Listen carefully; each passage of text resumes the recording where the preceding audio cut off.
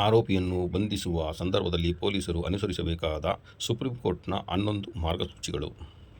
ಭಾರತೀಯ ನಾಗರಿಕ ಸುರಕ್ಷಾ ಸಂಹಿತೆ 2023 ಮತ್ತು ಭಾರತ ಸಂವಿಧಾನ ಅನುಚ್ಛೇದದ ಪ್ರಕಾರದಲ್ಲಿ ತಿಳಿಸಲಾಗಿದೆ. ಭಾರತೀಯ ಕ್ರಿಮಿನಲ್ ನ್ಯಾಯ ವ್ಯವಸ್ಥೆಯಲ್ಲಿ ಕಸ್ಟೋಡಿಯಲ್ ಹಿಂಸೆ, ಪೊಲೀಸ್ ವಶದಲ್ಲಿರುವಾಗ ನಡೆಯುವ ದೌರ್ಜನ್ಯ ಮತ್ತು ಸಾವುಗಳನ್ನು ತಡೆಗಟ್ಟಲು ಸುಪ್ರೀಂ ಕೋರ್ಟ್ ಡಿ.ಕೆ. ಬಸು ಮತ್ತು ಪಶ್ಚಿಮ ಬಂಗಾಳ ಸರ್ಕಾರ 1997ರ ಪ್ರಕರಣದಲ್ಲಿ ಅತ್ಯಂತ ಪ್ರಮುಖವಾದ 11 ಮಾರ್ಗಸೂಚಿಗಳನ್ನು ನೀಡಿದೆ. ಆರೋಪಿಯನ್ನು ಬಂಧಿಸುವಾಗ ಮತ್ತು ವಿಚಾರಣೆ ನಡೆಯುವಾಗ ಪೊಲೀಸರು ಈ ಕೆಳಗಿನ ನಿಯಮಗಳನ್ನು ಕಡ್ಡಾಯವಾಗಿ ಪಾಲಿಸಬೇಕು. ನಂಬರ್ 1. ಬಂಧಿಸುವ ಪೊಲೀಸ್ ಸಿಬ್ಬಂದಿಯ ಗುರುತು ಸ್ಪಷ್ಟವಾಗಿರಬೇಕು. ಬಂಧನ ಮತ್ತು ವಿಚಾರಣೆ ನಡೆಯುವ ಎಲ್ಲ ಪೊಲೀಸ್ ಅಧಿಕಾರಿಗಳು ತಮ್ಮ ಹೆಸರು ಮತ್ತು ಹುದ್ದೆಯನ್ನು ಹೊಂದಿರುವ ಗುರುತಿನ ಚೀಟಿಯನ್ನು ಧರಿಸಿರಬೇಕು. ನಂಬರ್ 2. ಬಂಧನ ಮೆಮೊ ಆಫ್ ಅರೆಸ್ಟ್ ತಯಾರಿಸಿರಬೇಕು. ಬಂಧನದ ಸಮಯದಲ್ಲಿ ಮೆಮೊ ಸಿದ್ಧಪಡಿಸಿ ಅದರಲ್ಲಿ ದಿನಾಂಕ ಮತ್ತು ಸಮಯವನ್ನು ನಮೂದಿಸಬೇಕು. ಅದಕ್ಕೆ ಆರೋಪಿಯು ಸಹಿ ಮತ್ತು ಕನಿಷ್ಠ ಒಬ್ಬ ಸಾಕ್ಷಿಯ ಸಹಿ ಇರಬೇಕು. ನಂಬರ್ 3. ಸಂಬಂಧಿಕರಿಗೆ ಅಥವಾ ಸ್ನೇಹಿತರಿಗೆ ಮಾಹಿತಿ ನೀಡುವ ಹಕ್ಕು. ಬಂಧಿತ ವ್ಯಕ್ತಿಗೆ ತನ್ನ ಬಂಧನದ ಬಗ್ಗೆ ತನ್ನ ಸಂಬಂಧಿಕ, ಸ್ನೇಹಿತ ಅಥವಾ ಹಿತೈಷಿಗೆ ತಿಳಿಸುವ ಹಕ್ಕಿದೆ. ನಂಬರ್ 4. ಸಂಬಂಧಿಕರು ಬೇರೆ ಜಿಲ್ಲೆ ಅಥವಾ ಪಟ್ಟಣದಲ್ಲಿ ಇದ್ದರೆ ಮಾಹಿತಿ ಕಳಿಸಬೇಕು. ಬಂಧಿತ ಸಂಬಂಧಿಕರು ಬೇರೆ ಜಿಲ್ಲೆಯಲ್ಲಿ ಇದ್ದರೆ ಬಂಧನದ ಸ್ಥಳ ಮತ್ತು ಸಮಯದ ಮಾಹಿತಿಯನ್ನು 8 ರಿಂದ 12 ಗಂಟೆಗಳ ಒಳಗೆ ಜಿಲ್ಲಾ ಕಾನೂನು ಸೇವಾ ಪ್ರಾಧಿಕಾರ ಮತ್ತು ಸಂಬಂಧಿತ ಪೊಲೀಸ್ ಠಾಣೆಯ ಮೂಲಕ ತಿಳಿಸಬೇಕು. ನಂಬರ್ 5. ಈ ಹಕ್ಕಿನ ಬಗ್ಗೆ ಬಂಧಿತನಿಗೆ ತಿಳಿಸಬೇಕು. ಬಂಧನವಾದ ತಕ್ಷಣ ಯಾರಿಗಾದರೂ ಮಾಹಿತಿ ನೀಡುವ ತನ್ನ ಹಕ್ಕಿನ ಬಗ್ಗೆ ಬಂಧಿತನಿಗೆ ತಿಳಿಸಬೇಕು. ನಂಬರ್ 6. ಪೊಲೀಸ್ ಡೈರಿಯಲ್ಲಿ ದಾಖಲೆ ಮಾಡಬೇಕು. ಬಂಧನದ ವಿವರ, ಮಾಹಿತಿ ಪಡೆದ ವ್ಯಕ್ತಿಯ ಹೆಸರು ಮತ್ತು ಬಂಧಿತನು ಯಾರ ವಶದಲ್ಲಿದ್ದಾನೆ ಎಂಬುದನ್ನು ಠಾಣೆಯ ದಾಖಲೆ ಪುಸ್ತಕದಲ್ಲಿ ದಾಖಲಿಸಬೇಕು. ನಂಬರ್ 7. ಬಂಧನ ಸಮಯದಲ್ಲಿ ದೈಹಿಕ ಪರೀಕ್ಷೆ ನಡೆಸಬೇಕು. ಬಂಧಿತನ ದೇಹದಲ್ಲಿರುವ ಗಾಯಗಳು ಅಥವಾ ಗುರುತುಗಳನ್ನು ದಾಖಲಿಸಿ ಇನ್ಸ್ಪೆಕ್ಷನ್ ಮೆಮೊ ತಯಾರಿಸಬೇಕು. ಅದಕ್ಕೆ ಬಂಧಿತ ಮತ್ತು ಬಂಧಿಸುವ ಅಧಿಕಾರಿಯ ಸಹಿ ಇರಬೇಕು ಹಾಗೂ ಒಂದು ಪ್ರತಿಯನ್ನು ಬಂಧಿತನಿಗೆ ನೀಡಬೇಕು. ನಂಬರ್ 8. ಪ್ರತಿ 48 ಗಂಟೆಗಳಿಗೊಮ್ಮೆ ವೈದ್ಯಕೀಯ ಪರೀಕ್ಷೆ ಮಾಡಿಸಬೇಕು. ಬಂಧನದಲ್ಲಿರುವ ವ್ಯಕ್ತಿಯನ್ನು ರಾಜ್ಯ ಸರ್ಕಾರ ಅನುಮೋದಿಸಿದ ವೈದ್ಯರಿಂದ ಪ್ರತಿ 48 ಗಂಟೆಗಳಿಗೊಮ್ಮೆ ಪರೀಕ್ಷೆ ಮಾಡಿಸಬೇಕು. ನಂಬರ್ 9. ಎಲ್ಲ ದಾಖಲೆಗಳನ್ನು ಮ್ಯಾಜಿಸ್ಟ್ರೇಟ್ಗೆ ಕಳಿಸಬೇಕು. ಬಂಧನದ ಮೆಮೊ ಸೇರಿದಂತೆ ಸಂಬಂಧಿಸಿದ ಎಲ್ಲ ದಾಖಲೆಗಳ ಪ್ರತಿಯನ್ನು ಇಲಾಖಾ ಮ್ಯಾಜಿಸ್ಟ್ರೇಟ್ಗೆ ಕಳಿಸಬೇಕು. ನಂಬರ್ 10. ವಕೀಲರನ್ನು ಭೇಟಿ ಮಾಡುವ ಹಕ್ಕು. ವಿಚಾರಣೆಯ ಸಮಯದಲ್ಲಿ ಬಂಧಿತ ವ್ಯಕ್ತಿಗೆ ತನ್ನ ವಕೀಲರನ್ನು ಭೇಟಿಯಾಗುವ ಅವಕಾಶ ನೀಡಬೇಕು. ಆದರೆ ಸಂಪೂರ್ಣ ವಿಚಾರಣೆಯ ಅವಧಿಯಲ್ಲಿ ವಕೀಲರ ಉಪಸ್ಥಿತಿ ಕಡ್ಡಾಯವಲ್ಲ. ನಂಬರ್ 11. ಪೊಲೀಸ್ ಕಂಟ್ರೋಲ್ ರೂಮ್ಗೆ ಮಾಹಿತಿ ನೀಡಬೇಕು. ಬಂಧನದ 12 ಗಂಟೆಗಳ ಒಳಗೆ ಜಿಲ್ಲಾ ಮತ್ತು ರಾಜ್ಯ ಮಟ್ಟದ ಪೊಲೀಸ್ ಕಂಟ್ರೋಲ್ ರೂಮ್ಗೆ ಬಂಧನದ ಮಾಹಿತಿ ಹಾಗೂ ಬಂಧಿತನನ್ನು ಇರಿಸುವ ಸ್ಥಳದ ವಿವರವನ್ನು ಕಳಿಸಬೇಕು. ಅದನ್ನು ಸೂಚನಾ ಫಲಕದಲ್ಲಿ ಪ್ರದರ್ಶಿಸಬೇಕು. ಪ್ರಮುಖ ವಿಷಯ: ಈ ಮಾರ್ಗಸೂಚಿಗಳನ್ನು ಪಾಲಿಸದಿದ್ದರೆ ಸಂಬಂಧಿತ ಪೊಲೀಸ್ ಅಧಿಕಾರಿಗಳ ವಿರುದ್ಧ ವಿಭಾಗೀಯ ಕ್ರಮ ಹಾಗೂ ನ್ಯಾಯಾಲಯದ ಅವಮಾನ ಕಂಟೆಂಪ್ಟ್ ಆಫ್ ಕೋರ್ಟ್ ಕ್ರಮ ಕೈಗೊಳ್ಳಬಹುದು. ಇವುಗಳನ್ನು ಸುಪ್ರೀಂ ಕೋರ್ಟ್ ಡಿ.ಕೆ. ಬಸು ವಿರುದ್ಧ State of West Bengal AIR 1997 SC 610 ಪ್ರಕರಣದಲ್ಲಿ ನೀಡಲಾಗಿದೆ. ದಿನಾಂಕ 16/4/2025ರಂದು ಮಾನ್ಯ ಶ್ರೀ ಅಲೋಕ್ ಮೋಹನ್, ಡೈರೆಕ್ಟರ್ ಜನರಲ್ ಮತ್ತು ಇನ್ಸ್ಪೆಕ್ಟರ್ ಜನರಲ್, ಕರ್ನಾಟಕ ರಾಜ್ಯ, ನೃಪತುಂಗ ರಸ್ತೆ, ಬೆಂಗಳೂರು ರವರು ಆರೋಪಿಯನ್ನು ದಸ್ತಗಿರಿ ಮಾಡುವಾಗ ಆತನಿಗೆ ದಸ್ತಗಿರಿ ಕಾರಣಗಳನ್ನು ಹಾಗೂ ಆಧಾರಗಳ ವಿವರಣೆಯನ್ನು ಲಿಖಿತವಾಗಿ ಪೂರೈಸುವ ಕ್ರಮ ಕೈಗೊಳ್ಳುವ ಬಗ್ಗೆ ಸುತ್ತೋಲೆಯನ್ನು ನೀಡಿರುತ್ತಾರೆ.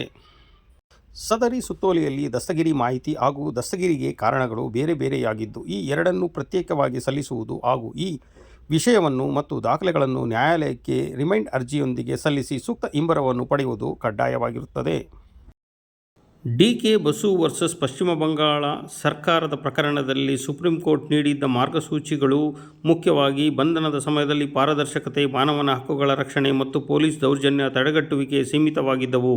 ಆದರೆ BNSS ಈ ಹಳೆಯ ಮಾರ್ಗಸೂಚಿಗಳಿಗಿಂತ ಇನ್ನೂ ಒಂದು ಹೆಜ್ಜೆ ಮುಂದೆ ಹೋಗಿ ತಳಮಟ್ಟದ ತನಿಖಾ ಪ್ರಕ್ರಿಯೆ ಮತ್ತು ವ್ಯವಸ್ಥಿತ ಜವಾಬ್ದಾರಿಯನ್ನು ಒಳಗೊಂಡ ಸ್ಪಷ್ಟವಾದ ಮತ್ತು ಕಠಿಣವಾದ ಶಾಸನಬದ್ಧ ನಿಯಮಗಳನ್ನು ಜಾರಿಗೆ ತಂದಿದೆ.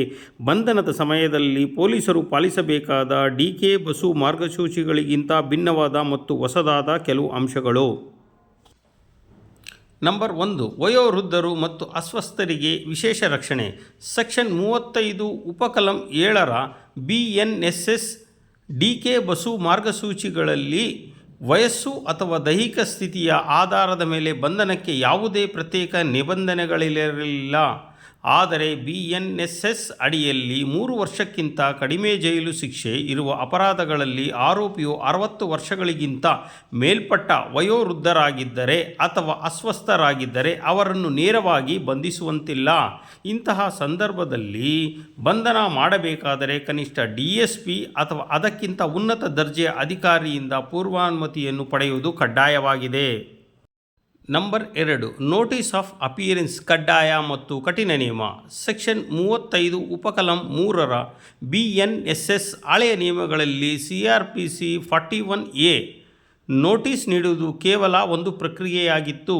ಆದರೆ BNSSನಲ್ಲಿ ಇದನ್ನು ಬಂಧನ ತಡೆಯುವ ಪ್ರಬಲ ಆಯುಧವನ್ನಾಗಿ ಮಾಡಲಾಗಿದೆ. 7 ವರ್ಷ ಅಥವಾ ಅದಕ್ಕಿಂತ ಕಡಿಮೆ ಶಿಕ್ಷೆ ಇರುವ ಅಪರಾಧಗಳಲ್ಲಿ ತಕ್ಷಣದ ಬಂಧನ ಅಗತ್ಯವಿಲ್ಲದಿದ್ದರೆ ಕಡ್ಡಾಯವಾಗಿ ಸೆಕ್ಷನ್ 35 ಉಪಕಲಂ 3ರ ಅಡಿಯಲ್ಲಿ ಹಾಜರಾತಿ ನೋಟಿಸ್ ನೀಡಬೇಕು. ಆರೋಪಿಯು ನೋಟಿಸಿನ ನಿಯಮಗಳನ್ನು ಪಾಲಿಸುವವರೆಗೆ ಅವನನ್ನು ಬಂಧಿಸುವಂತಿಲ್ಲ. ಒಂದು ವೇಳೆ ನಿಯಮ ಉಲ್ಲಂಘಿಸಿದ ಕಾರಣಕ್ಕೆ ಬಂಧಿಸಬೇಕಾದರೂ ಅದಕ್ಕೆ ತಕ್ಕ ಭದ್ರವಾದ ಕಾರಣಗಳನ್ನು ತನಿಖಾಧಿಕಾರಿ ಲಿಖಿತ ರೂಪದಲ್ಲಿ ದಾಖಲಿಸಬೇಕಾಗುತ್ತದೆ. ನಂಬರ್ 3, ಡಿಜಿಟಲ್ ಮಾಹಿತಿ ಮತ್ತು ನಿಯೋಜಿತ ಪೊಲೀಸ್ ಅಧಿಕಾರಿ designated police officer. Section 37 BNSS DK Basu ತೀರ್ಪಿನಲ್ಲಿ ಜಿಲ್ಲಾ ಕೇಂದ್ರಗಳಲ್ಲಿ ನಿಯಂತ್ರಣ ಕೊಠಡಿ ಕಂಟ್ರೋಲ್ ರೂಮ್ ಇರಬೇಕೆಂದು ಹೇಳಲಾಗಿತ್ತು. ಆದರೆ BNSS ಇದನ್ನು ಸಂಪೂರ್ಣವಾಗಿ ಡಿಜಿಟಲೀಕರಣಗೊಳಿಸಿದೆ ಮತ್ತು ಜವಾಬ್ದಾರಿಯನ್ನು ನಿರ್ದಿಷ್ಟಪಡಿಸಿದೆ. ಪ್ರತಿ ಜಿಲ್ಲೆ ಮತ್ತು ಪ್ರತಿ ಪೊಲೀಸ್ ಠಾಣೆಯಲ್ಲೂ ಒಬ್ಬ ನಿಯೋಜಿತ ಪೊಲೀಸ್ ಅಧಿಕಾರಿ ಇರಬೇಕು. ಬಂಧನಕ್ಕೊಳಗಾದ ವ್ಯಕ್ತಿಯ ಹೆಸರು, ವಿಳಾಸ ಮತ್ತು ಬಂಧಿಸಿದ ಅಧಿಕಾರಿಯ ವಿವರಗಳನ್ನು ಆ ಅಧಿಕಾರಿ ಡಿಜಿಟಲ್ ಮಾಧ್ಯಮಗಳ ಮೂಲಕ ಅಥವಾ ಠಾಣೆಯ ಪ್ರಮುಖ ಜಾಗದಲ್ಲಿ ಸಾರ್ವಜನಿಕ ಪ್ರದರ್ಶನಕ್ಕೆ ಇಡುವುದು ಕಡ್ಡಾಯ. ನಂಬರ್ 4, ಕೈಕೋಳ ಬಳಕೆಯ ಬಗ್ಗೆ ಸ್ಪಷ್ಟ ಶಾಸನಬದ್ಧ ನಿಯಮ. ಸೆಕ್ಷನ್ 43 ಉಪಕಲಂ 3ರ BNSS ಸುಪ್ರೀಂ ಕೋರ್ಟ್ ಈ ಹಿಂದೆ ಕೈಕೋಳ ಬಳಕೆಯನ್ನು ತೀವ್ರವಾಗಿ ವಿರೋಧಿಸಿತ್ತು. ಆದರೆ BNSS ಕೆಲವು ಗಂಭೀರ ಅಪರಾಧಗಳ ಸಂದರ್ಭದಲ್ಲಿ ಕೈಕೋಳ ಬಳಸುವ ಪೊಲೀಸರಿಗೆ ಕಾನೂನಾತ್ಮಕ ಅನುಮತಿಯನ್ನು ನೀಡಿದೆ. ಸಂಘಟಿತ ಅಪರಾಧ, ಭಯೋತ್ಪಾದನೆ, ಅತ್ಯಾಚಾರ, ಆಸಿಡ್ ದಾಳಿ, ನಕಲಿ ನೋಟು ದಂಧೆ, ಕೊಲೆ ಅಥವಾ ದೇಶದ್ರೋಹದಂತಹ ಗಂಭೀರ ಪ್ರಕರಣಗಳಲ್ಲಿ ಸಿಕ್ಕಿಬಿದ್ದ ಆರೋಪಿಗಳು ಅಥವಾ ಪದೇ ಪದೇ ಅಪರಾಧ ಎಸಗುವ ಆರೋಪಿಗಳನ್ನು ಬಂಧಿಸುವಾಗ ಮತ್ತು ಕೋರ್ಟ್ಗೆ ಹಾಜರುಪಡಿಸುವಾಗ ಅವರ ಸುರಕ್ಷತೆ ಹಾಗೂ ಪಲಾಯನ ತಡೆಯಲು ಕೈಕೋಳ ಬಳಸುವ ಕಾನೂನಿನಲ್ಲಿ ನೇರ ಅವಕಾಶ ಕಲ್ಪಿಸಲಾಗಿದೆ. ಪೊಲೀಸ್ ಅಧಿಕಾರಿಯು ಎಲ್ಲ ನಿಯಮಗಳನ್ನು ಪರಿಗಣಿಸಿ ಆರೋಪಿಯನ್ನು ಬಂಧಿಸುವಾಗ ಪಾಲಿಸಬೇಕು.